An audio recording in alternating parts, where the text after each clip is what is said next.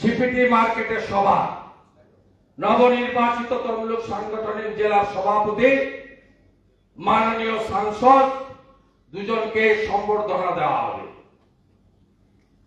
23 তারিখ আমি উপস্থিত থাকব। 5টা মন্ডলে 3টে কর্মসূচি নিতে হবে ডেট নিয়ে। একটা এক্সএমপি দিব্যেন্দু অধিকারী 5টা মন্ডলে আপনাদের সঙ্গে মিলিত হবে, গ্রাম দর্শন বা ওয়ার্ড দর্শন। অশোক দিন্দা রাজ্যের সম্পাদক ময়নার এমএলএ, তিনি 5টা মন্ডলে একদিন করে আপনাদের সঙ্গে প্রবাস করবেন। সাংসদ অভিজিৎ বাবু 5টা মন্ডলে জনসংযোগ করবেন, তার পার্লামেন্ট 20 তারিখ শেষ হয়ে যাবে। পীযূষ বারিক মহোদয় কথা বলে ডেট নিয়ে নেবেন।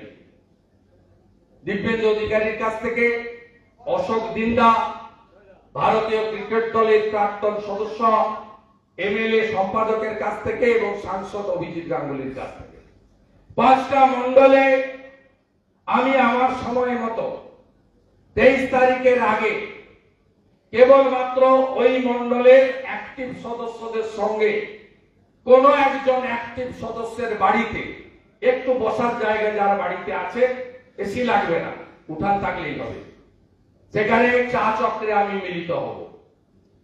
আমি আমার মতো করে টাইম দিয়ে দেবো সন্ধ্যায়, অন্য জায়গা থেকে ফেরা যাতায়াতের পথে আমি আমার মতো দিয়ে দেবো। একদিন 2 দিনে আমি করে দিতে পারি বা 3 দিনে করতে পারি, একটা দুটো করে।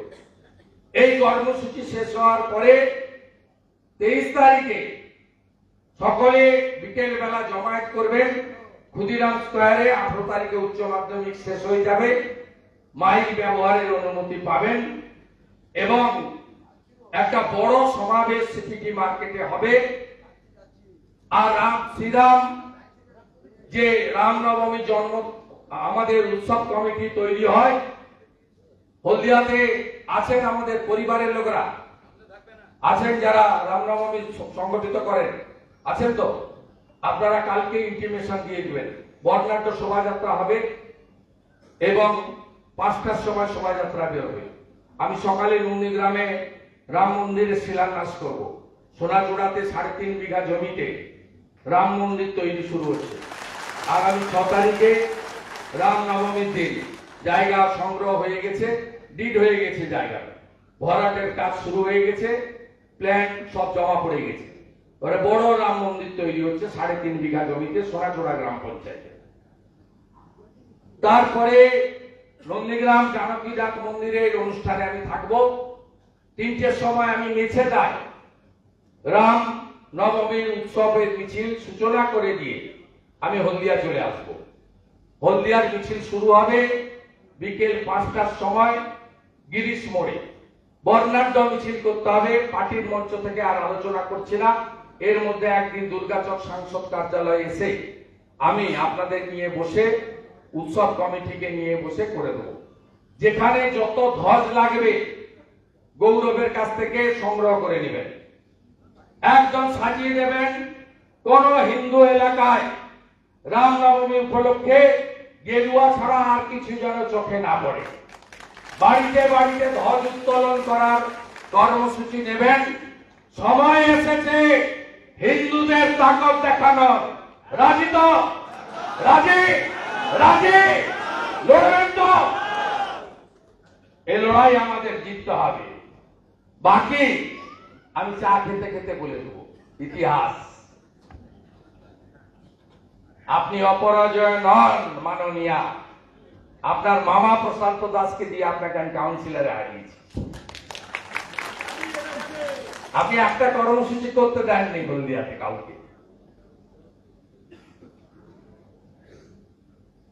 আপনি বিরোধ সবার সঙ্গে করেন।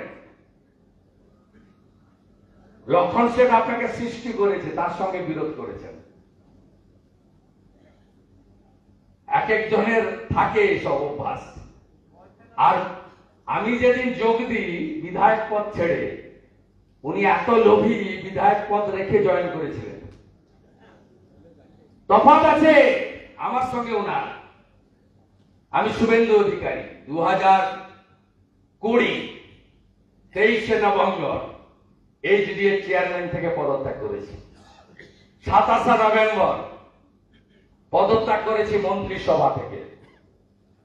1 ডিসেম্বর আমার পা ধরেছে ভাইপো ব্যানার্জি, সঙ্গে প্রশান্ত কিশোর, সাক্ষী সৌগত রায়, সুদীপ বন্দ্যোপাধ্যায়। ততদিন পর্যন্ত আমি সাদা ছিলাম, তারপরে কালো হয়ে গেছি। 17 ডিসেম্বর আমি এমএলএ থেকে পদত্যাগ করেছি। 19 ডিসেম্বর আমি একজন নাগরিক। আমি নাগরিক হিসেবে রাষ্ট্রবাদ, সনাতন সংস্কৃতি, দক্ষিণ কলকাতার ফাটে থাকা কিছু বাবু ভায়া তারা রাজ্য চালাবে, মেদিনীপুরের লোক মানবে না। মেদিনীপুরের লোক চিরদিন বিদ্রোহী। ক্ষুদিরামের জেলা, মাতঙ্গিনীর জেলা। দেশপ্রাণ বীরেন্দ্রনাথ শাসমল কংগ্রেস অধিবেশনে দুটো জুতো খুলে বের করে ফেলে রেখে তোমাদের জন্য জুতো রেখে নিয়ে এলাম। খালি পায়ে বেরিয়ে এসেছিল, ট্যাক্স বন্ধ আন্দোলন করেছিল। আমি একজন নাগরিক হিসেবে ভারতীয় জনতা পার্টির প্রাইমারি মেম্বারশিপ নিয়েছিলাম। আর আপনি এমএলএ এর ভাতা চাই, পদত্যাগ করেননি। ছিলেন সিপিএম এর এমএলএ, যোগ দিয়ে দিয়েছিলেন বিজেপিতে। নমিনেশন ফাইলের আগের দিন পদত্যাগ করেছেন। তফাৎ আছে। বেশি কথা আমি ওর জন্য করব না। কাউন্সিলরে হারিয়েছিলাম মামা প্রশান্ত দাসকে দিয়ে।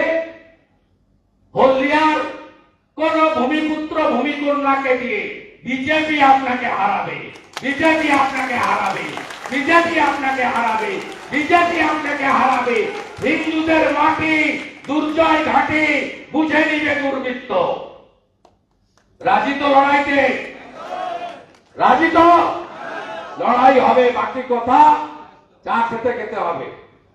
ঠিক আছে?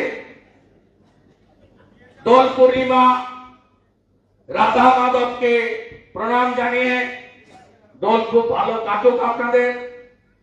মমতা ব্যানার্জির পুলিশ এই প্রথম দোলের মিটিং করছে। আমি তো কোনোদিন দেখিনি। আমি তো 88 ছাত্র নেতা, 95 কাউন্সিলর। মমতা ব্যানার্জির দল তৈরি হয়নি। ওর দয়ায় আমি নই, আমার দয়া বলবো না। নন্দীগ্রাম আর মেদিনীপুরের দয়া একটি মুখ্যমন্ত্রী, দিদি থেকে দিদিমা হয়ে যেতেন, কোনদিন হতে পারতেন না। আর একটা ভদ্রলোক ছিল বুদ্ধদেব ভট্টাচার্য। আমাদের রাস্তায় নামতে দেয় না। 74 বার আমাকে হাইকোর্টে গিয়ে কর্মসূচি করতে হয়েছে। আর 16 দিন ধরে সিঙ্গুরের রাস্তা বন্ধ করে রেখেছিল। বুদ্ধবাবু এর জন্য দায়ী। জ্যোতিবাবু থাকলে